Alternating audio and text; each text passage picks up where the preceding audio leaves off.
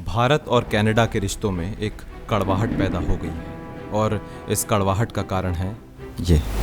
Over the past number of weeks, Canadian security agencies have been actively pursuing credible allegations of a potential link between agents of the government of India and the killing of a Canadian citizen, Hardeep Singh Nijjar. बड़ी हैरानी की बात है कि Justin Trudeau ने बिना किसी सबूत के पार्लियामेंट में भारत के खिलाफ टिप्पणी कर कह दिया कि कनाडा में मारे गए सिख सेपरेटिस्ट की मौत के पीछे भारत की इंटेलिजेंस एजेंसी रॉ का हाथ है। इसके बाद ट्रूडो की फॉरेन मिनिस्टर ने प्रेस कॉन्फ्रेंस में ऐलान कर डाला कि उनकी सरकार ने फैसला किया है कि वो भारत के एक सीनियर डिप्लोमेट को निष्कासित कर वापस भारत रवाना कर रहे हैं। इसके बाद भारत ने भी इसी तरह की कार्रवाई कर डाली और कुछ ही घंटों के अंदर दिल्ली में कनाडा के एक सीनियर डिप्लोमेट को भारत ने भी तुरंत निष्कासित कर रवानगी के आदेश दे डाले।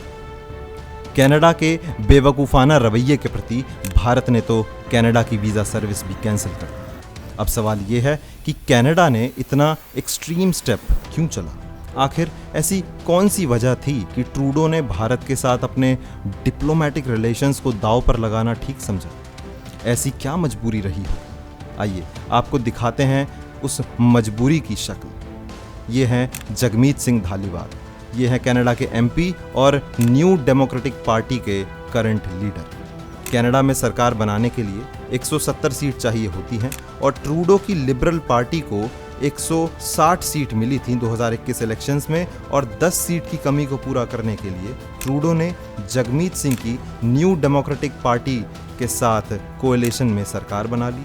जगमीत सिंह एक जाने माने खालिस्तानी सिंपैथाइजर और सपोर्टर हैं जो कनाडा में सिख वोटर को बरगलाकर 25 सीट के साथ आज सरकार में बैठे हैं। एक कमाल की बात यह है कि जगमीत सिंह का वीज़ा भारतीय गवर्नमेंट ने 2013 में रिजेक्ट कर दिया था और कारण था उनके खालिस्तानी सपोर्टर्स के साथ लिंकेज। अब जब हाल ही में कनाडा के अंदर गैंग वॉर में कई खालिस्तानी क्रिमिनल्स और NIA लिस्टेड आतंकी मारे गए, तब जगमीत सिंह को अपना वोट बैंक हिलता दिखा और इन्होंने पूरा प्रेशर बनाया जस्टिन ट्रूडो पर। इस प्रेशर के कारण ट्रूडो इतना डर गए कि कहीं जगमीत सिंह की NDP ने यदि हाथ पीछे खींच लिए तो कहीं उनकी सरकार न गिर जाए। खैर, इस कहानी पर वापस आएंगे, उससे पहले जानते हैं इस आदमी के बारे में। ये है हरदीप सिंह निज्जर। निज्जर एक कुख्यात खालिस्तानी है जिसका काम था कनाडा में बैठी इंडियन यूथ को बरगलाना और उनके दिमाग में भारत के प्रति एक बहुत ही घटिया व बेकार छवि प्रस्तुत करते रहे। हरदीप सिंह निज्जर एक SFJ नाम की सेपरेटिस्ट ऑर्गेनाइजेशन से जुड़ा हुआ था। भारत की NIA ने तो निज्जर पर 10 लाख का इनाम भी रखा हुआ था क्योंकि निज्जर दोषी था भारत में टेररिस्ट एक्टिविटी प्लान आउट करने के लिए। निज्जर के बारे में कमाल की बात यह है कि USA ने निज्जर को नो फ्लाई जोन लिस्ट में रखा हुआ था। भारत ने कैनेडियन गवर्नमेंट से कई बार रिक्वेस्ट की, लेकिन कनाडा ने निज्जर पर कोई एक्शन नहीं लिया। फिर एक दिन 19 जून की सुबह को कुछ अनजान लोगों ने निज्जर की गोली मारकर हत्या कर दी। अब वापस जाते हैं अपनी कहानी पर, जहां एक तरफ जगमीत सिंह की न्यू डेमोक्रेटिक पार्टी ट्रूडो पर दबाव बना रही थी निज्जर की हत्या का बदला लेने के लिए, वहीं दूसरी खबर आई है कि अमेरिका ने कैनेडियन सीक्रेट सर्विसेज को जानकारी दी थी कि तथाकथित तौर पर भारत ने ही निज्जर व अन्य सेपरेटिस्ट को कनाडा में मौत के घाट उतरवाया। हालांकि इस गंभीर आरोप को प्रूव करने के लिए कनाडा अभी तक कोई सबूत पेश नहीं कर पाया है।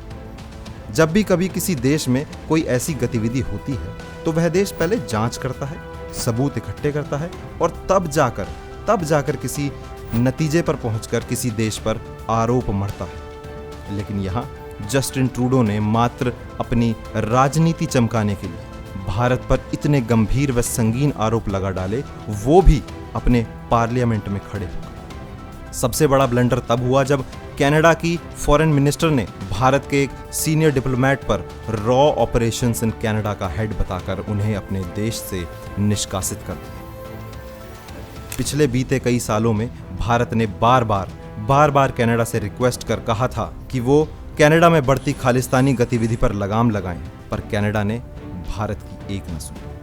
अब जब निज्जर जैसे सेपरेटिस्ट भारतीय सरकार के मुताबिक किसी गैंग वॉर में मारे जाते हैं तो कनाडा बिना किसी सबूत के भारत पर इल्ज़ाम लगा देता है। इससे दो चीज़ों का पता लगता है। पहला, ट्रूडो के मन में बढ़ते हुए खालिस्तानी प्रेम का, और दूसरा, कनाडा में आज भी कहीं ना कहीं वाइट सुप्रीमेसी का सुपीरियर कॉम्प्लेक्स जिंदा है, क्योंकि ट्रूडो की नज़रों में भारत आज भी एक थर्ड वर्ल्ड नेशन है। जस्टिन ट्रूडो ने सिर्फ अपनी कुर्सी बचाने के लिए भारत से एक डिप्लोमेटिक युद्ध छेड़ दिया है। अब देखने वाली बात यह है कि यह खाई और कितनी चौड़ी होती है, भारत और कनाडा के रिश्तों में और कितनी कड़वाहट नजर आती है, और इसमें जस्टिन ट्रूडो को कोई फ़ायदा पहुंचता है या नहीं, या फिर से ट्रूडो के साथ कोई पॉलिटिकल एम्बैरेसमेंट होने वाला है। आपकी क्या राय है इस पूरे मुद्दे पर, हमें ज़रूर बताएं कमेंट सेक्शन में। हमारा कमेंट सेक्शन आपके डिस्कशन के लिए पूरी तरह खुला है। मैं मिलता हूं आपसे नई वीडियो में, तब तक के लिए अलविदा, जय हिंद।